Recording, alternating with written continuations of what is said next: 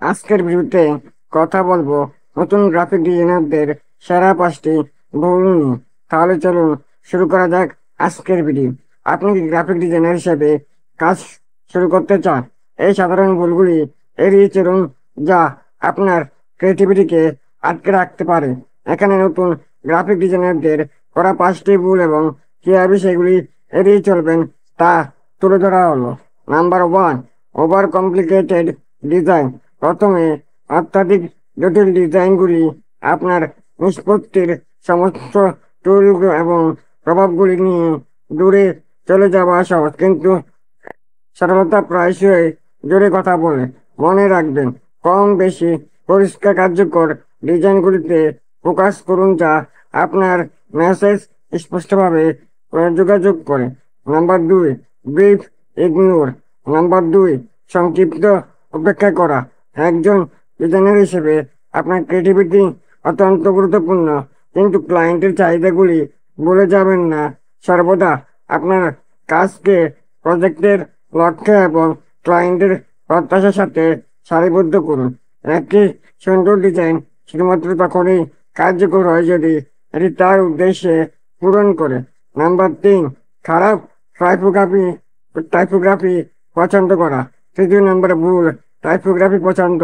ফন্টগুলি কেবল পাঠ্যের চেয়েও বেশি কিছু। এগুলি আপনার ডিজাইনের ব্যক্তিত্বের একটি গুরুত্বপূর্ণ অংশ।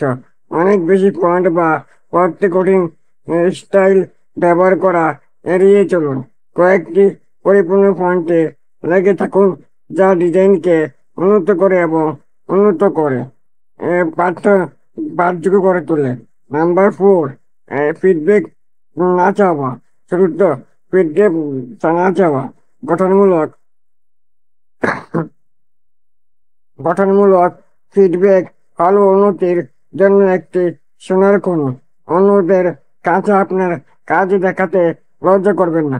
ভিন্ন দৃষ্টিভঙ্গি পাওয়া আপনার ভুলগুলি খুঁজে পেতে সাহায্য করতে পারে, যা আপনি হয়তো মিস করেছেন, এবং আপনার ডিজাইনগুলিকে পরবর্তী স্তরে নিয়ে যেতে পারে। নাম্বার 5, শিখতে না পারা। অবশেষে শেখা চালিয়ে যেতে ব্যর্থ হচ্ছেন। ডিজাইনের ট্রেন্ড, সফটওয়্যার এবং ফেসগুলি ক্রমাগত বিকশিত হচ্ছে। কৌতূহলী থাকুন এবং শেখা বন্ধ করবেন না।